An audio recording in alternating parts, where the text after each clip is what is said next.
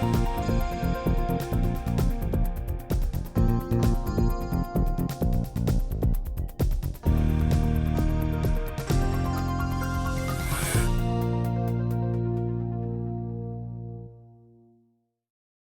name is Judy Belk, and I'm Senior Vice President with Rockefeller Philanthropy Advisors. And I just want to welcome you here. You know, we are up against some stiff competition, so impact investing and evaluating and all of that sort of good stuff.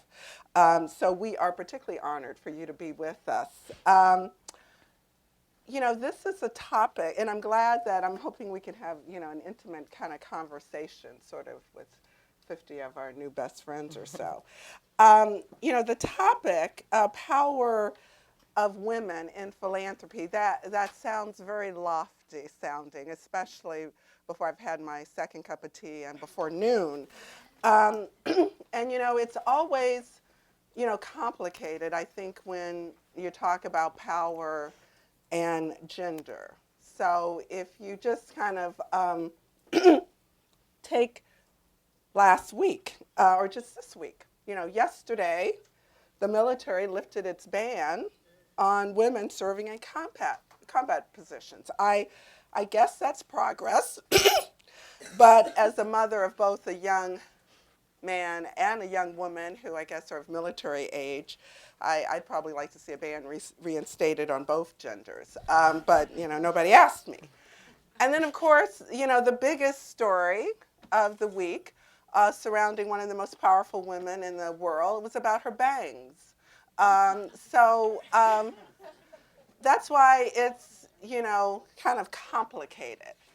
Um, and then if you kind of think about even today's topic, there's no doubt about it, and I know many of you know this, and you'll hear a little bit more about it, that women have created, they've inherited and they control more assets, both philanthropic and otherwise, than ever before.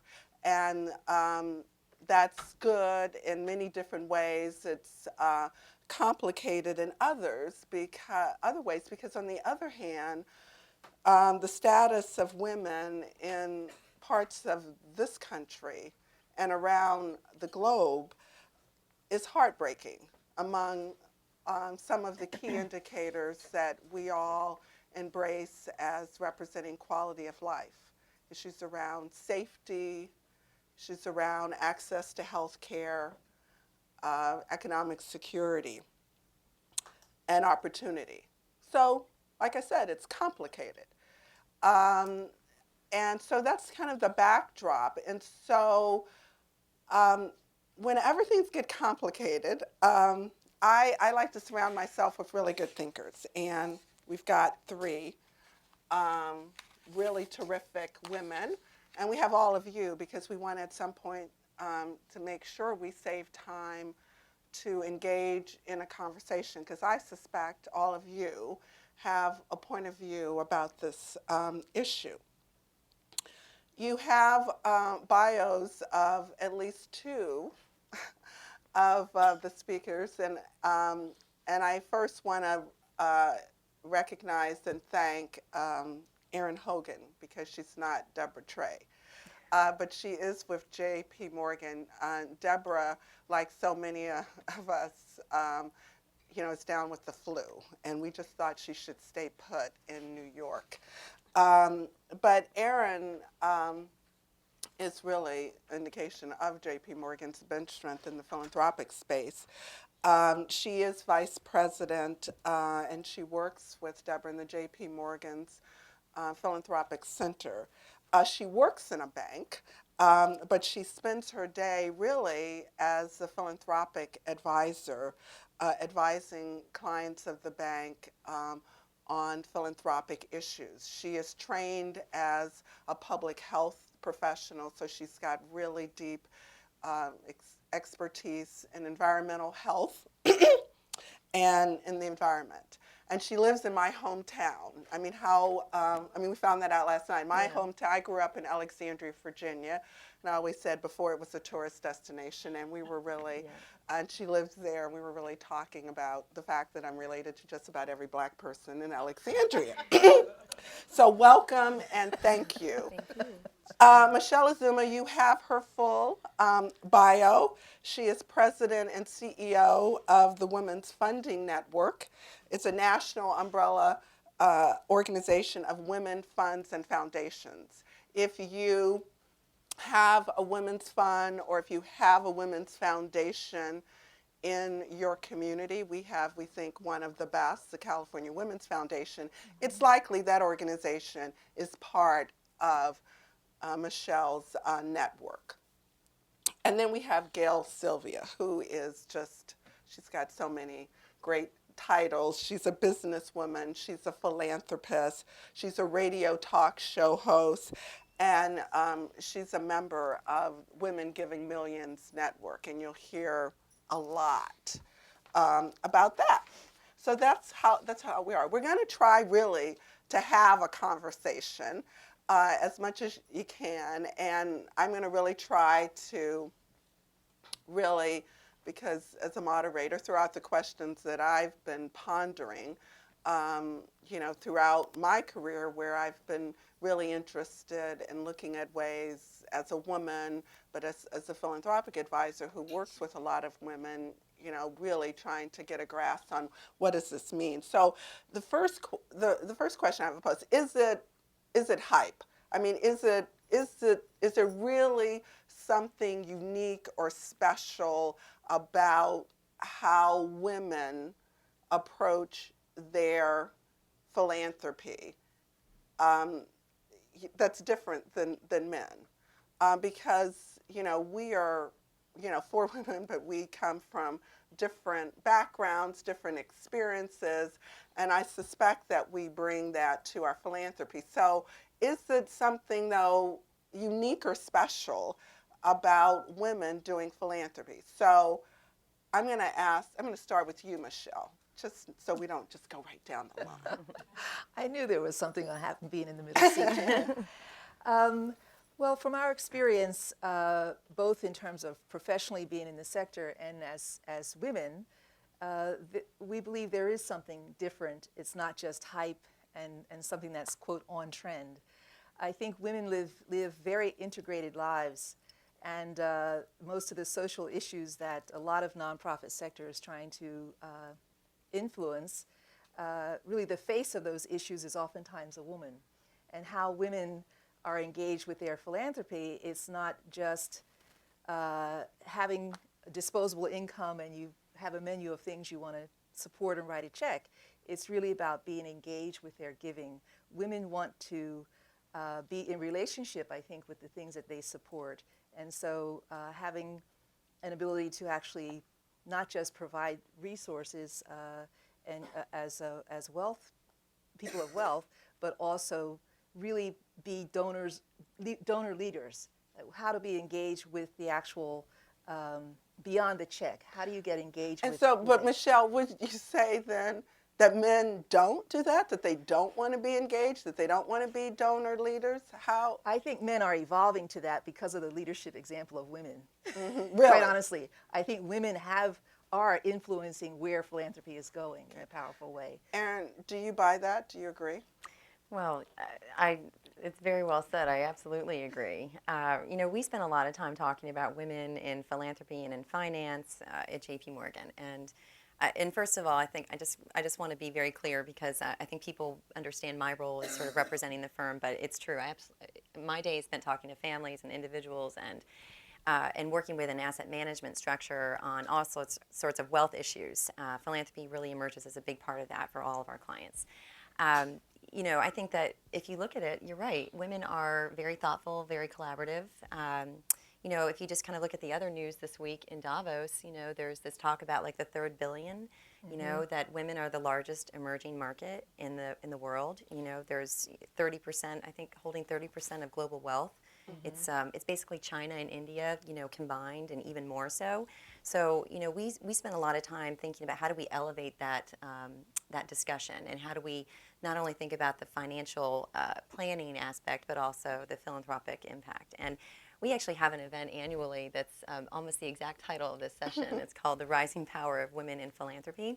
And it's become, I would say, sort of like the JP Morgan event for our clients. We have standing room only of women that come in and talk about what they're doing and how they're motivated and what they're learning from each other. And out of that those conversations actually came a really great partnership with the Women Moving Millions Network.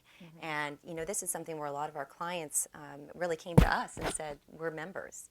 And we think this is a really important forum to raise the voices and have a learning community where we can actually inspire big and bold giving. And, in areas that do cover women and girls causes. But I think you're right. There's so much commonality in the issues that you care about. You often find that you're very much led to a women and girls initiative, because the evidence is just so clear that women are really the drivers of important social change. And investing in women and girls leads to increases in GDP, and it's just so much better for economies. So that's kind of how we talk about this on a daily basis. And I absolutely think it is very different, and there's a lot of leadership that we're seeing from women. And Gail, you being kind of the poster, woman of women in power, you've created your wealth. You gave big and bold in terms of, a major gift. You're part of Women Moving Millions, which is a club you can't get in unless you write that big check. Do you think that you approach your giving different than men, or just different? Because, we're all different. I think that it depends on the men in your life that influence us. In my situation, the answer is no. I think in general, yes. Okay, talk about that. How? I think that women, particularly, and I'll just use my personal life experiences as the example here. As an African American woman, belonging to an organization or a community such as Women Moving Millions is simply the next step in how we give. We already do that. Our passions are already tied to our resources, and no matter what form those resources may be in, we already give. We respond to what we're passionate about, what concerns us, and where we want to see change. So if it's with our time, we're generous givers. If it's with in our churches, we're generous givers. It's in there. That's a part of our cultural makeup. And so the reason for my being feeling so at home in a community of like Women Moving Millions is because that's the next frontier where we need to elevate our thinking. Is to move with this boldness and passion to place ourselves right there in the global arena beyond where we're commonly associated and tend to limit ourselves. Let's talk then a little bit about, some of, the pressure of, women donors, which I don't think is unlike others who represent, maybe underserved communities. I mean, African Americans talk about this pressure of feeling they need to give to their community, but also saying I'm much more than that. I like the arts. I'm interested in the environment and education, and everyone tries to put me in the box. So the question is, are women, especially women major, are they obligated? Do they have some responsibility to make sure some of their giving goes to support women and girls? Erin, what do you think? Well, again, I kind of come back to this, this point that you eventually, you do find that women, it intersects with a variety of areas, environment, health, education, poverty. And so even if you don't start off saying, I want to explicitly support women and girls, you do find yourself in that realm. I think, for us, it starts with a values conversation and really thinking about what motivates you as an individual, as a family, how those values really translate into what your philanthropic legacy is going to be. And then once you work through that, and sometimes that can be a really interesting conversation among women, especially in families, if you sit back and really think about what is a value. And but once you actually get to that point, I think you can start to narrow in on some issues that would be a good fit for your resources, for your time, and invariably you would end up at some point supporting things that do affect women and girls in a large measure. At least that's what we've been experiencing. What about you, Michele? I mean, I know the Women's Funding Network, its focus is on promoting not only women giving, but promoting resources to women and girls. What's the case that you would make, or do you think women philanthropists have an obligation to at least explore setting aside of their resources? Yeah, I agree with Erin. I think it starts with your values, and I think that we have to remember that we're talking about only half the sky. And so if you think about really trying to influence systemic and structural changes in society that are the underpinnings of a lot of the disparities that play out by gender, I think a woman investing in a program that supports the socialization of young boys is as much as a critical investment in this movement as it is for us who are devoted primarily to women and girls issues. Because really it's how young men are socialized, how we define masculinity, that really is part of the underpinnings of a lot of the challenges we see in the lives of women, particularly women who are vulnerable to a lot of those issues of safety and poverty and disparities and challenges in their everyday lives. So I shy away from being, that kind of black and white analysis of this because, at one level I think of the connectedness of humanity. Wouldn't it be great if we're all together? But the very reality of our lives demand that some of us have decided to make a focus on where we think we can have the greatest impact. And it doesn't diminish the importance of serving the other parts of our society that contribute to the issues we're all trying to accomplish. So, Gail, do you feel pressured at all to support women and girls issues, and then of course the African American, and then there may be others? I mean, how do you sort it out, and what drives your philanthropy? And do you think women have a special commitment? I think that the value piece is core, but our giving is, we're not, quite candidly, I think I learned in 7th grade not to be, how to maneuver peer pressure. And so any pressure that I'm faced with that affects my ability to make decisions based on what's important to my heart and what I believe in, caused me moments to pause and reflect on the motivation. And so when I pause and align my values with what I see are the needs and the resources of how I can address or respond to a need, is what guides me. This is the first time in my life that I've ever been so passionate and dedicated to a gender issue, because I always believe that it's more beneficial to look at the whole instead of dividing us up, looking at what we have in common.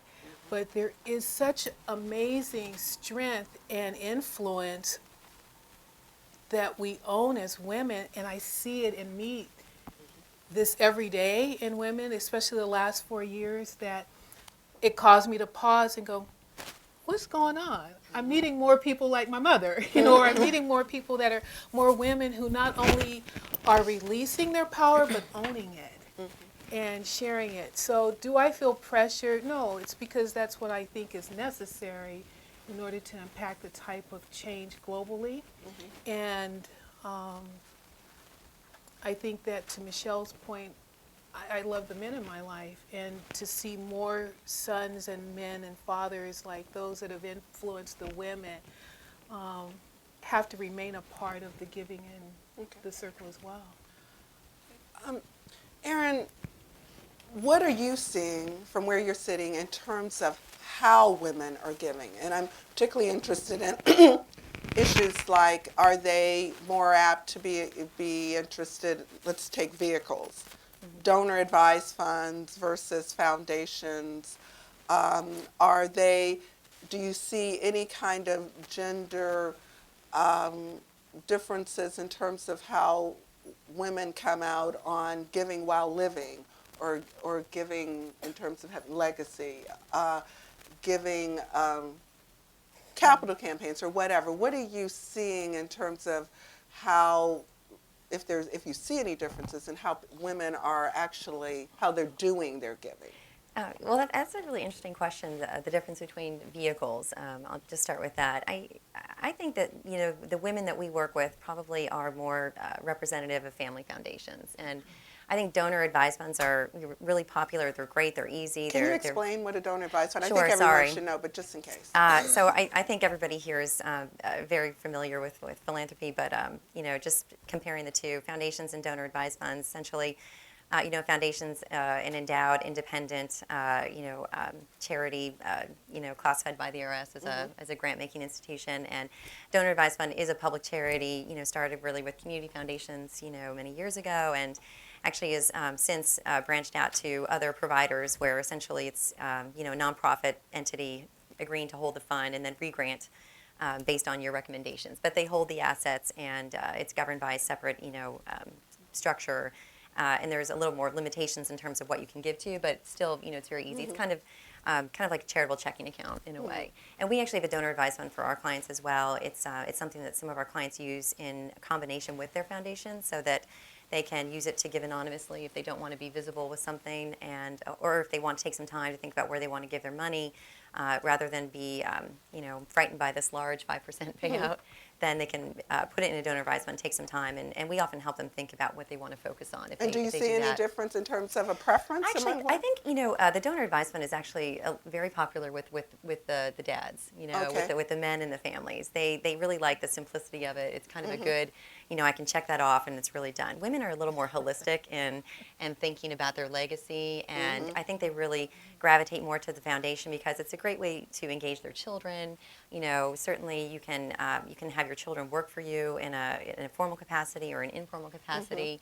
And I also think it's a way to really shape what they want their philanthropy to say about them. So we always say foundations are really great legacy tools. If you really want to have a long-term, perpetual legacy, you want the world to remember your family. What does our giving say about our family, about our legacy? So I do see women going more towards the foundations and being the heads of their foundations, or even having their children play leadership roles in their foundations. So your other questions were issues or sort of, types of projects that they fund. I think that the giving that I see our female clients do, it's they take their time in doing a lot of due diligence, and I do think that they will give to large projects once the due diligence is done, and once it's collaborative. If it's not something that they do see some leverage from other partners, and it's really getting at a societal problem where you can actually see some pretty systemic change. So they do engage. They roll up their sleeves. It's just much less transactional, and not to paint men with a broad brush and say that they don't do that. Right. But sometimes when you're running your business and you're focused on building your fortune, Right. it's not always the number one priority in your mind. And the research that Bank of America has funded and the Center for Philanthropy, it's true. Women are in charge of the philanthropic decisions, and we see that as much as that research has validated that. So. So, sort of to just piggyback on this, Michele, kind of myth or fact that women, even women who have the capacity, are reluctant to write the big checks? Well, I think that's historically and traditionally what we think has happened, but I think the Women Moving Millions campaign that was incubated at WFN. Can you talk a little bit about what that campaign is? Yes, it was a campaign conceptualized by two sisters, Helen LaKelly Hunt and her sister Swanee Hunt, and they were very active. Actually, Helen is sort of the godmother of fueling the Women's Funding Network from 29 years ago. So the idea was the recession was looming in 2007 and 2008, and her concern was, how will our women's funds survive this recession? And wouldn't it be powerful if we could inspire women of means to really be bolder in their individual giving. And so we launched this campaign, Women Moving Millions, and they set a goal to raise 85 million, and they ended up raising about 200 million in 3 years. And so it's knocked the socks off of everybody in the whole sector that women really had this amazing amount of financial power to use and to direct how they wanted it to be directed. So that really was, I think, because of the attention that got, really changed the paradigm about the ability of women to amplify their voice, their financial power, and also have a greater impact on the issues that collectively we cared about. So they spun off last year to become their own 501c3 based in New York, and we now have a collaborative partnership on a national level between WMM and WFN to sort of steward the partnership. So, so that's how that got started. Now remind me of your question. I was just wondering about, do you see, I mean, that's a great example, but do you see just generally it's harder for women to write I think big it's check? less hard now because women, the new emerging wealth, women are earning their wealth. Right. And as that sort of evolution in our social structure is shaping up, women are, it's not been our experience. I think the last 5 years with WMM's movement, it's just sort of put a different lens on the power of women and the agency that women have over influencing either their family wealth or their own individual wealth. I would say that for WFN, it's important for us to also be committed to the democratization of philanthropy. That is, it's not only the high net worth check. It's really important to not devalue the philanthropy that's occurring every day in community by people of all levels. I am reading a book called The Soul of Money by Lynn Twist. I don't know if many of you may know her and have read it, but I was just so struck by part of her story that told about this $50,000 check she got from a major corporate funder, and she didn't feel good about it because they were giving it to overcome some bad publicity. And then she went to Harlem and was meeting with a room in a church basement of all African American people, and it was a fundraising meeting. And after she made her little talk, a woman stood up who was a domestic worker, and she said she made her money by washing clothes and ironing for white people, but she was giving her $50 to this cause to end hunger. And so everybody started coming up, giving their $5 bills and so on. And that $500 she raised meant more to her. And she sent that $50,000 check back to the corporate guy because she just didn't feel he gave it out of wanting to really, he wasn't committed to what the project was. So I say all that to say that I think the focus is on high net worth giving and bolder giving, which certainly is important if you're talking about scaling and having huge change. But I believe if we could mobilize millions to give, $1 or $10, that's equally powerful in the kinds of transformation we're trying to see happen in our communities. And Gail, you've done both. I mean, throughout, your philanthropic journey, you've supported organizations and causes at a variety of different levels.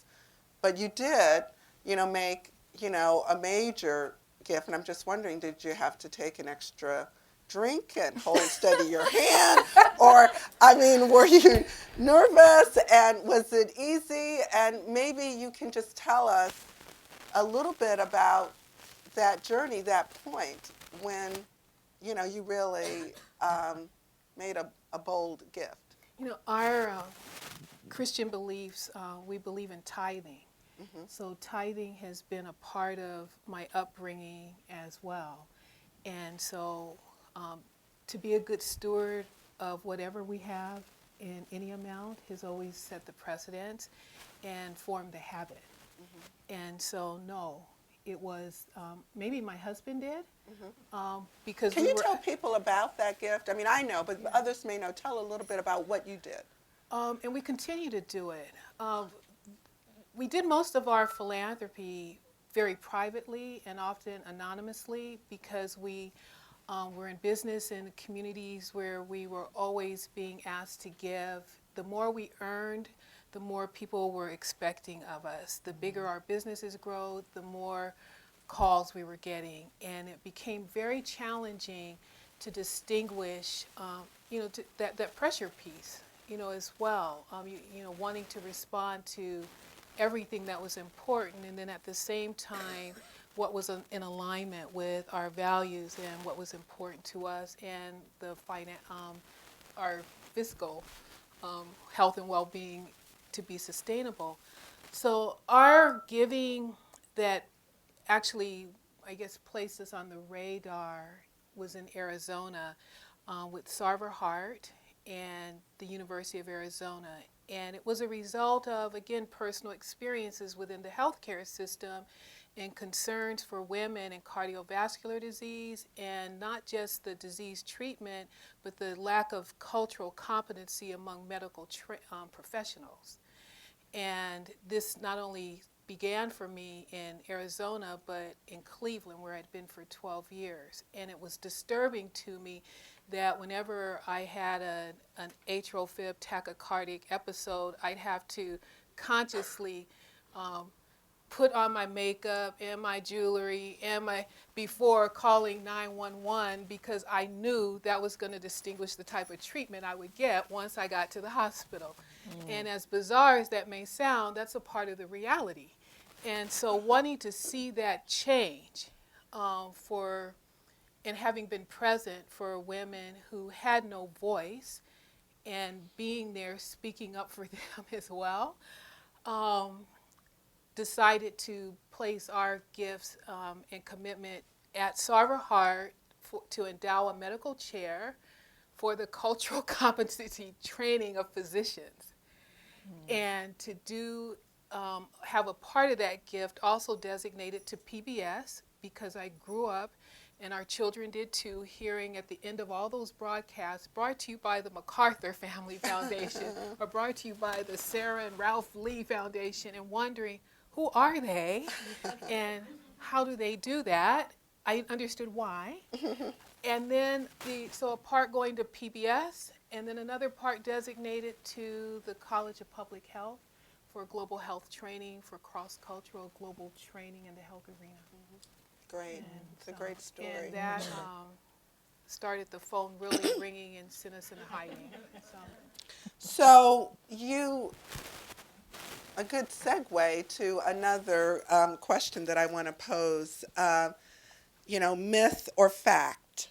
Women care less about the recognition which comes with being a philanthropist than men. And is that a good thing? What do you think? Again, trying to avoid overgeneralizing. I think that women care about their reputation more than recognition. And What's the distinction? when I say recognition, I think, the name on the building, the largest gift ever given to this institution. There's this kind of, up in the ante thing when it comes to like the naming rights. But, for women, I think that they look for projects that, really do reflect what they want their reputation to be and what they want their families to be known for. And, with that, I think they do take a little more time to investigate. They collaborate. They look at underlying issues and, and then can go forward with a big commitment. But, when you think about what your reputation is going to mean in the world of philanthropy, it does cause you to pause and think about the best way to do it, rather than just kind of quickly, fulfill your charitable giving at the end of the year and then kind of move on. So, Michele, myth or fact? I would agree with Erin. I think it is about the reputation more than the public acknowledgement. And I know that in my experience since being at WFN this past year and a half, most of our major gifts came with requests for anonymity, and that's pretty interesting. And they do want to be acknowledged, and they want to be recognized for that support, but doesn't seem to be a priority. In the way capital investment. Yeah, I'll just make sort of a sidebar. I actually think, at least, the women that we have worked with and advising have been reluctant to I mean, they've given generously but been reluctant to step out and get recognition. On one hand, it's great to not have to, deal with the donor who's always saying, now, how big is my name going to be on the building? But I've come to believe that I'm not sure it's totally terrific. And just I'll give you two examples. One, when I ran the Levi Strauss Foundation, we were an early leader in the fight against AIDS. And I remember bringing together all of the AIDS organizations.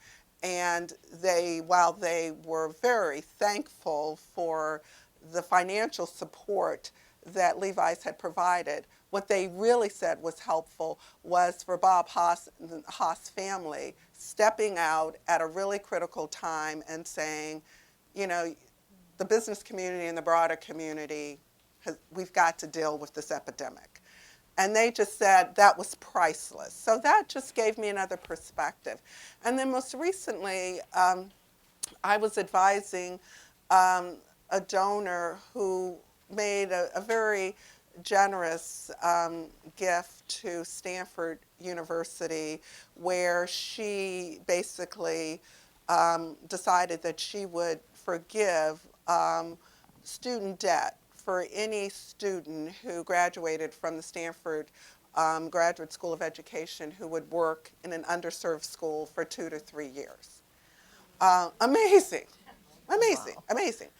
And her initial instinct was, I want this to be anonymous. And so as we were, in the talking with the development people, working out the details, the young woman said, fine, we will do whatever you want if you want to be anonymous. I just want to let you know that I was a recipient of a scholarship that made it possible for me to go to college from an anonymous donor. And I've always wanted to thank that person. And I just, she just said, I just share that with you, but again. And so this donor who's very, thoughtful and smart, she slept on it and she came back and decided really to name the fellowship program in honor of her mother, who was a public school teacher. And I just thought that was just perfect. And then I felt that she ought to meet these young people who she had served. So again, she is very, very shy and modest, which is what I love about her. But I took her to meet these young kids who told in a very tearful way, I've always wanted to be a teacher. I thought there was no way that I could do it considering the debt and the pressure that I had.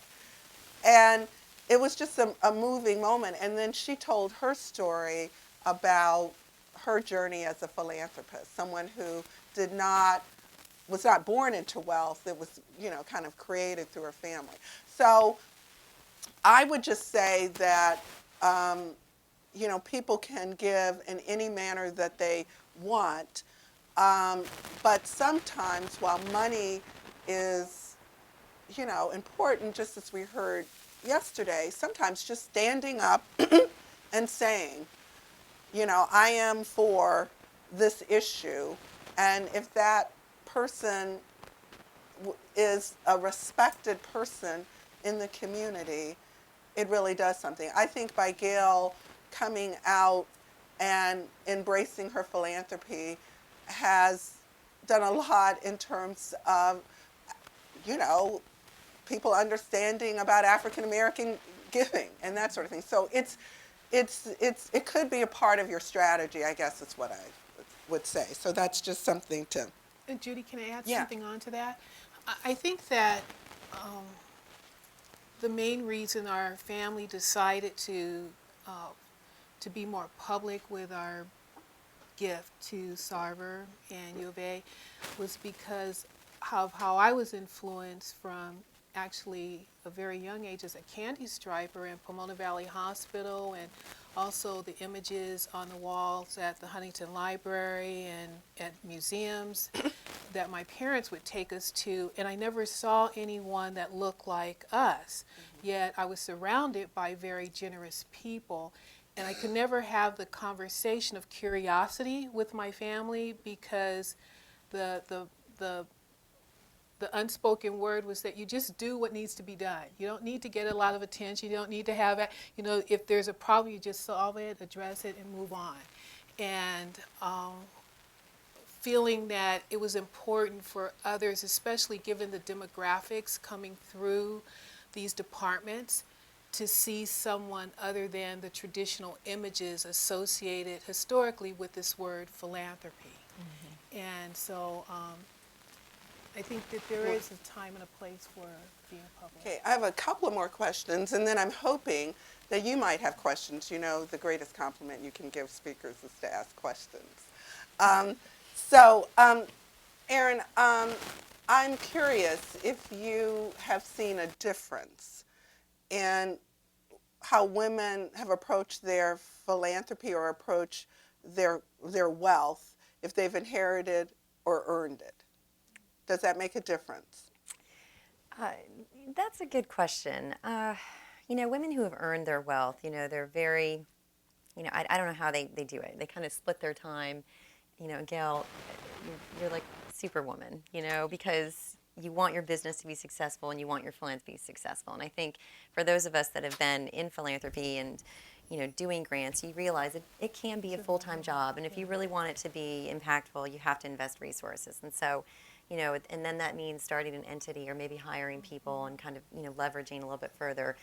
You know, I think inherited is, you know, we haven't seen any less interest in wanting to see impact. You know, it might just be a difference in sort of the circles that you're in, maybe your network, you know, that kind of influences where you are. But maybe, you know, even in Women Moving Millions, maybe you could speak to sort of the composition of women that have been drawn to that. I mean, I've seen a lot of entrepreneurial women, It's you know, pretty gravitate, diverse. but then also a lot of, you know, long-time family wealth and women kind of coming into their own and being public, you know, with their family, you know, reputation and philanthropy. So, Right. I think it may be more about generational than it is about inheritance versus earned, and how the younger generation is engaged in their philanthropy, perhaps. I mean, I think it's a mixed bag, I believe. I mean, Helen Hunt tells a great story about saying that she and her sister found out how much they were worth by a newspaper article, Yes. which she says as much about communication in her family than anything else. And I would have to say, you know, I really pride, you know, the speakers yesterday, because it seems like they've had an open discussion about wealth. I think some of the more painful discussions that I have had has been with young people of wealth, where I think the parents have tried to protect them, but as one young person said, I turned 21, my mother brought me in and said, you know, you're worth $100 million. And she said, I promptly went into the bathroom and threw up. She said it changed, it kind of just changed everything. And you know, her sense was her parents were really trying to kind of protect her, but she felt her identity and everything was really quite difficult. Others have said, which again I think just by listening to the panelists, giving young people an opportunity to find their own path before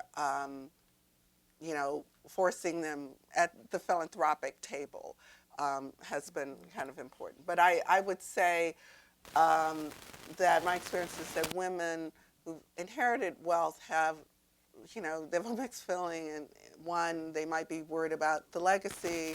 Do I deserve this? And there's a lot of kind of sometimes emotional, issues to kind of get through, and to the point that many get to the point of saying, this is an opportunity. I'm going to embrace this and really see what I can do to do good. But I think many sometimes have to go through that discussion. I was just going to add, Judy, what you said is affirming. When we started the campaign of Women Moving Millions, there were a lot of testimonials given by the women who were being brought into that community, and it really speaks to what you just described. Women where in their families, even if they were wealthy, didn't talk about money. Women who had no idea that their families had that kind of access to resources, and what it took, what the value of the community was, really learning and having the courage, if you will, and getting the peer support from other women like the Helen Hunt sisters to sort of own that opportunity that they had to be bolder in, be more engaged directly in driving their own philanthropy. So, 2 more questions. Let's stay on the topic of this generational. I'm quite energized and excited by what I see as young women, you know, kind of coming in this space. And again, not to make any generalizations, but I'm just wondering if any of you have a perspective of, is there any difference between around generational in terms of interest or approach to philanthropy, you know, among young women who are, you know, doing really quite, you know, exciting work in a variety of different ways? You know, I think that there's definitely a generational shift, and so, you know, kind of when you look back on, you know, sort of kind of like the baby boomer generation to like the, you know, Generation Y and millennials, it's definitely different. And there's some really good research out there around this about just what motivates, you know, the new generation of donors. What are some of those motivations? So 2164 is a really incredible organization, and they've just really thoughtfully looked at the multiple generation issue in families. And I read something from them recently. They said that since 1950, we've gone from having 2 generations concurrently living in a family to 4. So you've got this shift in, you know, leaving, you know, your legacy or leaving your fortune to working with your future generations on your fortune and your philanthropy. So that's kind of a big shift. But, you know, they're coming out with some research. I think it may not be out yet, but really looking at opinions of 21 to 40-year-olds in high capacity families, and they found that, you know, they are really motivated by impact, by a cause, you know, by an issue. You know, very entrepreneurial. So you're really seeing this sort of looking to more sustainable solutions as opposed to just grant making. And I think that that's probably true between, you know, for both men and women just in this age cohort. Whereas, you know, the grandparents perhaps were really committed to, you know, 1 or 2 organizations, and they really, you know, were long, steady supporters. But, you know, the emerging donors and those families are really looking for, you know, transformative problem-solving philanthropy. And I think, you know, it's very exciting, and we've actually seen a lot of this in our women clients who have been very interested in impact investing. And Can you talk about what impact investing well, is? I can't talk about it as knowledgeably as Anthony Buglevine is down the hall, but, you know, impact investing has been something that's, you know, it's come up more and more in conversations with a lot of our clients, and I think that it really, you know, it started off around socially responsible investing and wanting to do things that were supportive of, you know, industries or causes that weren't, you know, doing harm. But, you know, impact investing, I would say in 2008 really became kind of an idea that, wow, we might be able to actually get social, you know, change or social benefits and not erode our, you know, foundation or our assets. So, but it's hard to find those, you know, profitable, you know, ventures where you can invest in a company that's going to provide some sort of a return and also see, you know, improvements in the environment or health or education. And, you know, it's interesting because we've actually, you know, within JP Morgan, you know, we're a big firm, lots of lines of business, but within our corporate responsibility group, we have a social finance team that has invested close to $40 million of the firm's money in different impact investing vehicles just to, you know, build out this asset class and think about it as another part of your portfolio. But we also have created, you know, funds for our clients to, you know, kind of co-invest along that lines. And I would say women were probably the more apt, you know, investors in those funds. And younger women too, got it. Yeah, a lot of younger women, and they really weren't quite as upset at the prospect of getting a 2% return, or maybe worse, as some of the men in the room, because, you know, we talked about it in a room full of men. Actually, were predominant investors who were men, and their investor hat turned on, Okay. and it wasn't quite as much of the natural correlation Right. as the women had. But I think they're going to be leading in a lot of those more entrepreneurial approaches. Um, One of the, I would say, major drivers and interests among young women in general is really to look at their philanthropy through a global lens. And that's because of a variety of reasons. Technology, you can just turn on your computer or TV and see both the opportunities and challenges around the world. This is a generation that travels a lot, have, been part of, the diaspora giving. And I know all of you have some knowledge and expertise where, like you, Michele, you've actually, worked, in Africa and others. I was just wondering if each of you could just talk a little about what you're seeing around women, philanthropy around the globe, as well as needs. And then this will be the last question before we open it up to the audience. I would defer to our, Yeah, our Michele? experts.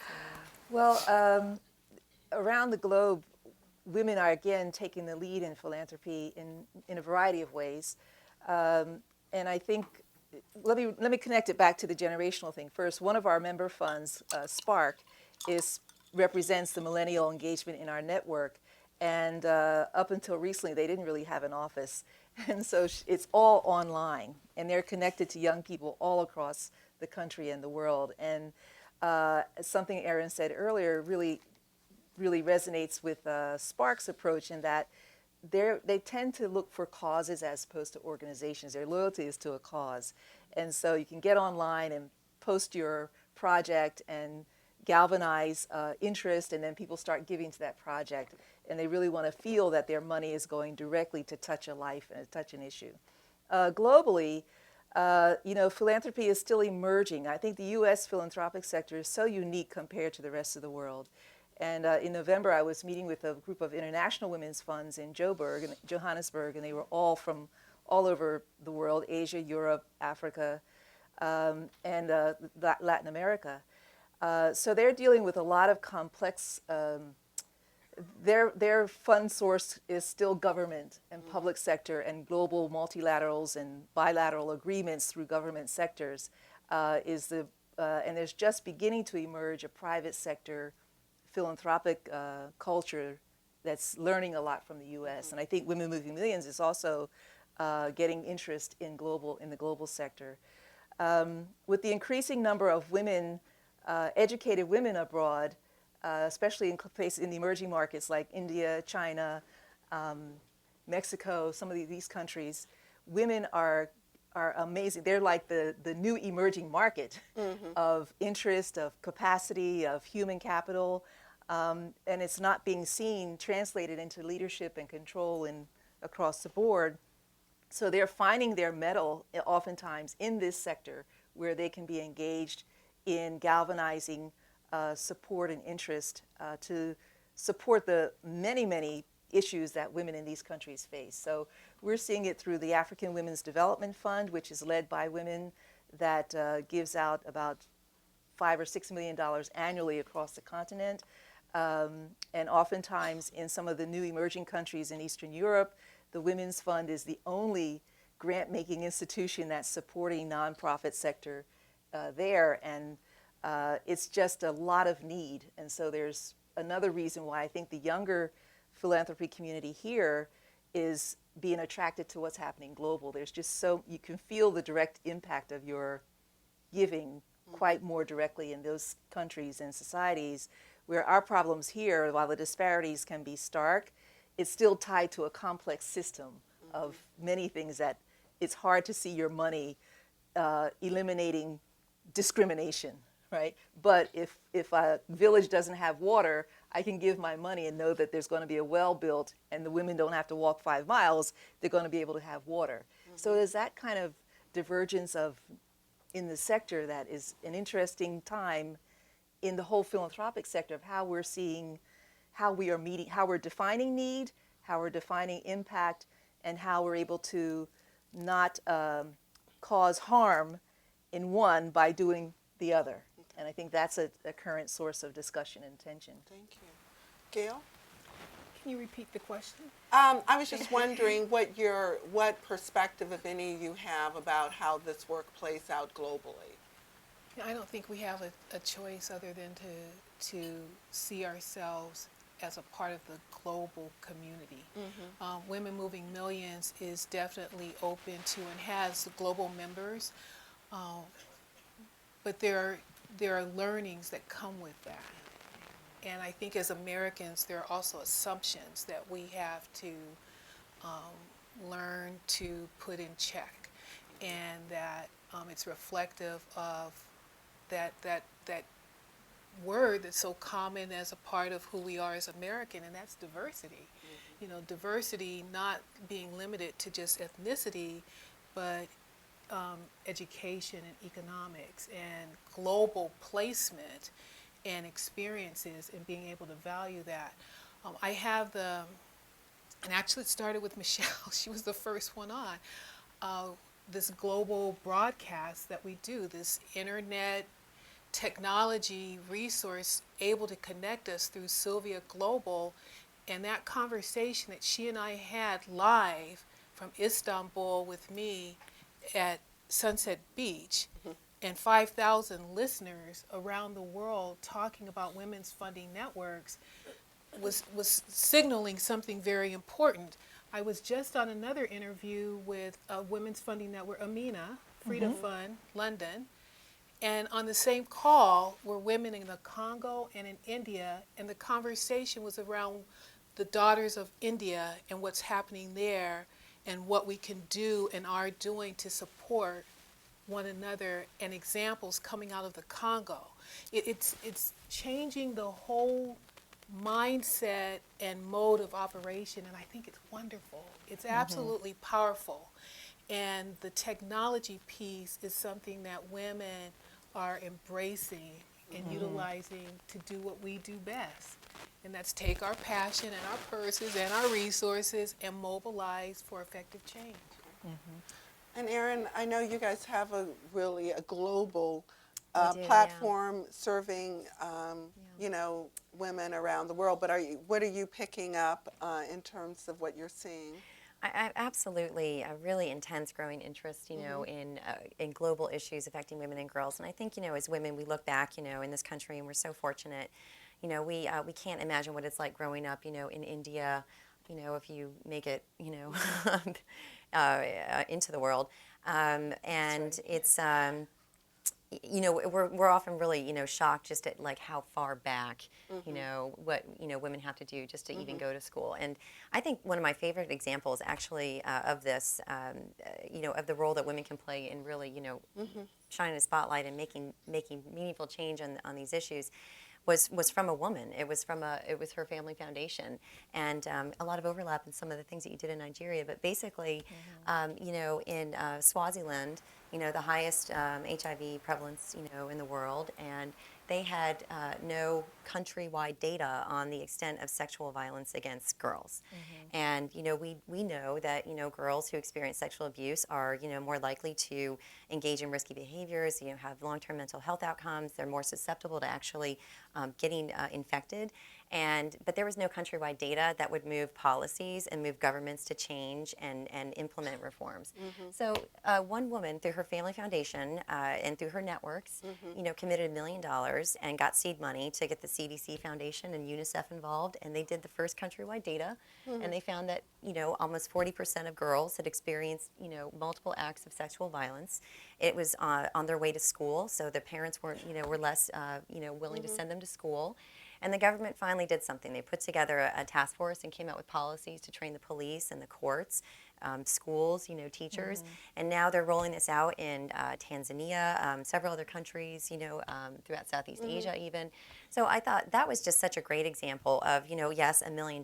It was a lot, but wow, what bang for your buck. I mean, it really just leveraged so many more systems and brought visibility to an issue. Yeah. So that's That's my, Yeah. I think that encapsulates the Yeah. power. And I would say, this is a trend that we're seeing, in our work.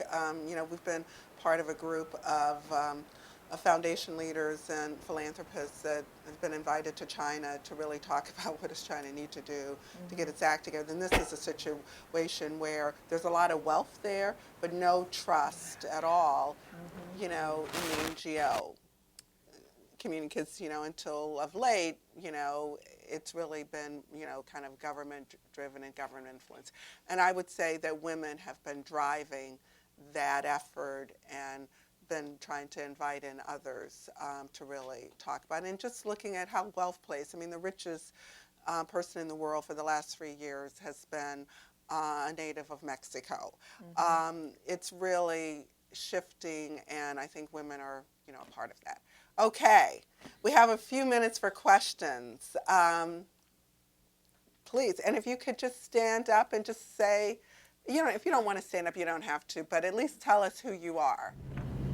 My name is Claire Faulkner, and I work at USC working on capital campaigns, and I'm here with the Levy Foundation today. And my question was really in relationship to yours, that $1 million donor. Did she stay involved? And in general, do these women donors stay involved in the causes they support, or not? Absolutely. I mean, financially, that was a big commitment, but, it really went beyond that. It's, time, talent, treasure, ties, so she has been involved, and the network has grown. So, it's not just on the shoulders of one donor, but she was catalytic. And so, that involvement has expanded beyond, her initial investment. And I think many people really, I know I kind of hoped that I would be that person that was right there at the ground floor, and, it sparked, so much more broad involvement. But, those are rare opportunities. And so I think, looking back, that's a great story that, she had. And, everybody who's been a part of that really gives her a lot of kudos and credit for that. But yes. Is there a difference between men and women in their giving, that they actually are in the trenches more so than perhaps men? Generalizing. I know. I think women tend to be more patient and, don't expect to see immediate results overnight, but they do realize that, it takes a lot of time and it takes a lot of involvement. I mean, I actually think women, the way that we've been giving through giving circles and really kind of, tapping our networks, not just our pocketbooks, I think it really typifies what we're, the buzz, in philanthropy around collective impact now. It's like, finally someone put a phrase on what we all kind of know, even at a common sense level, that multiple sectors have to be involved, working towards common goals and adjusting, and if you're going to see really broad level change. But women have been doing that, but that takes time. And men, I would say that sometimes there's frustration. We have a lot of male donors that are very passionate about education, but they're very frustrated with the public school system, and really frustrated by the amount of money, frankly, that we spend both on the public and private side, and not really seeing a lot of change. I mean, there are bright pockets, there are things there, but there's just a little less patience, I would say. Audrey? Actually, it's interesting. Audrey Jacobs, I'm with the Community Foundation for Greater Atlanta, and my question was going to be, would you talk a little bit more about women and giving collaboratively through giving circles? Because I think that is one of the ways where you see women's philanthropy being very different, because it's very collaborative, very powerful, and we've not seen men do it in the same way.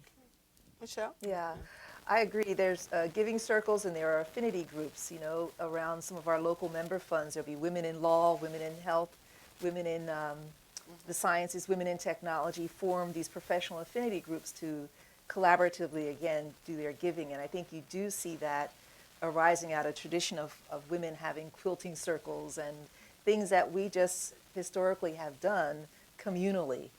And to the extent that that's a gender-defined way of being engaged, I think it follows into philanthropy. So, Excuse me. First of all, I'm Shirley Fredericks, and I'm with the Belk Foundation. Are there organizations for young women philanthropists who are teenagers or in their early 20s that can bring them together with each other? yes, we have a cohort of women foundations across the country.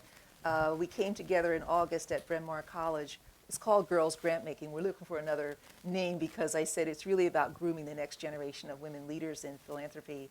But those were high school age, about 30 young women from across the country who not only are learning about how to be engaged in grant making, but also how to become advocates for the causes they believe in, how to become leaders. And some of them, I just found out last week, one of them is now serving on the board of the foundation.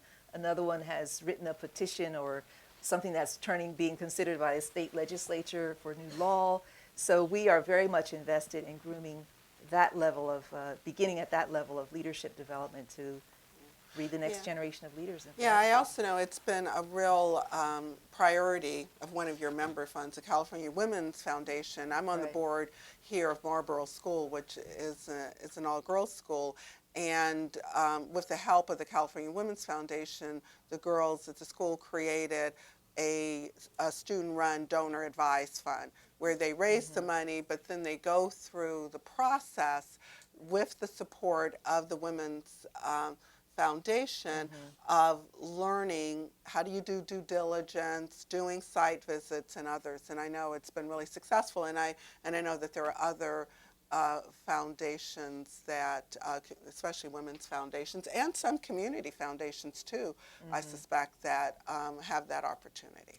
There, just kind of adding on to that, I think that there's not necessarily, I don't have as much experience on the women or the girls, younger, circles, but, among wealthy individuals, there's things like resource generation. Yeah, so that's kind of been a growing circle of young people, coming from wealthy families. And again, 2164, they have different smaller forums where they kind of bring cohorts together, and it's just, I've heard great things about it, and it's, a safe space to talk about these issues and, partner and learn. So. Okay. Other questions? Yes, Alicia. Hi, Alicia Porcello-Bada from the Avery Dennison Foundation. So we're a corporate funder, primarily doing a lot of work in India and China. And I find a lot of reluctance amongst the women, either in the corporate sector or the employees, to really talk about women's issues, even during discussion of philanthropy. And I get the feeling, there's not a lot of women in our corporate sector necessarily, and they don't want to feel like, of course, I'm a woman, I have to talk about a woman's issue. So I'm wondering, do you find a sense of, and this is not the right word, but maybe responsibility that women have to bring up these issues? Do you think it needs to come from a coalition of women and men to talk about these issues in a more comfortable space? But I'm sort of wondering about that layer of responsibility one might feel to talk about issues, gender-based issues, versus feel like I'm the woman, I have to talk about this. Thoughts? I'll just give it a hit because, someone who, spent most of my career in the corporate sector and others, I always say, my daughter, a few years ago asked me, Judy, Mom, do you think you've been discriminated more as a woman or as an African American? And, I'm sure you guys have heard the study that when someone walks into the room, the first three things they really make a decision about, and they usually not such a great decision about your weight, your race, and your gender. So, I go into most rooms and I'm immediately, I feel, at a deficit in terms of walking into all of these issues. So, I think that the way, you have to deal with this is try to get more diversity around the table, because it's really, the power of three. If you have three of anything that it gives you some power of voice. I think it is really difficult especially in some of the international markets where there is not as much progress. I mean, we had a difficult time getting places like Japan to say, yes, this woman is the managing director for Levi Strauss, and yes, you will deal with her. So it was, and you could do that through the power of a global organization, but when you talk to these women offline, in that kind of society, it's really tough to bring up the issues. And I know if I'm the only Black person in a board meeting, Black, and maybe the only woman, and I can't tell you how many situations, even in a diverse city like Los Angeles, that I find myself being, the only woman in terms of my business dealings or whatever. It's, you're saying, okay, am I going to get up and say, how about us looking at diversity? It's really tiring, both doing the gender and the race thing. So I think that I just have some sensitivity, especially in many of these markets where it's still very unusual but I was also impressed when I was in China with this kind of collective, because there are a lot of now women, going into those issues. Well, Yeah. Well, I don't think that it's limited to offshore. I mean, this event this morning during the breakfast, and I was hoping they would be here in this session, but I guess they chose to go somewhere. Two women walked by, and I overheard the conversation, so I may be taking it out of full context, but this is what I heard. So what breakout session are you going to? I'm thinking about going to the one on the power of women in philanthropy. Oh, I'm definitely not going to that one because I'm not sure I'm buying this whole women's funding thing. And I was getting ready to put my croissant, and they went and sat down, and I don't, they clearly, both of them didn't come, but there's something wrong with the picture, If women don't think that women are important, and it is challenging, and I don't think you have the weight problem, Judy, so you but, it is a reality when we walk in the room, where do we voice our opinion and be heard beyond what is just seen on the surface? I, too, can share with you in this arena of philanthropy, which I just entered into publicly just recently. So I spent, Judy, that's when you and I first met, dedicated all of 2011, January 7th through December 31st, to learn about women's funds and what is that in this whole arena of philanthropy. How many times I've gone to events for donors and have been so politely greeted that, oh no, the grantee meeting is tomorrow. And, there is this little voice in me that's like, I'm so tired of this. I'm just going to go home and just do my thing. Then there's this other part that says, no, you're not. They don't know better because they don't see better. So you need to just stay here, buck up, and learn what you can, and also help them learn too. So there is there are these moments where I'm having to choose between when I'm going to speak up, and then the tone, and then when I'm going to be silent, and gee, you know what? I think I'd rather just go ride my bike. And what are you going to wear and all of that? And I did, Judy, too, just in closing, I might comment. I went to Waseda Daigaku. This is one of, depending on which school you're an alumni of, it's the Harvard or the Yale of Japan. And I also lived in Switzerland, and I come from an ethnically very diverse family. So I also have learned, walking into the room, that people might make assumptions, but they're also curious. And it's all a matter of how we carry ourselves and how open we are. And when I shut down and see, I don't feel like being bothered today, then that kind of affects the whole dynamics. And if I'm in that mood, then I just usually don't go because it's just not a good thing. But then most of the time, I put myself in those uncomfortable situations because I end up meeting such fabulous people whose curiosity makes them feel relaxed and open up and to learn more. I am sorry to have to cut you off, and I worried, could we fill the time? But we do have to vacate the room. Just a couple of things before you join me in is that we do have guides. RPA has done a series of guides on a variety of issues, and we've done one on women in philanthropy. And there's a resource list at the back which really tells you how to connect with some of the organizations and more on our website. But mainly, can you join me in thanking Erin and Michele and Gael? Thank you.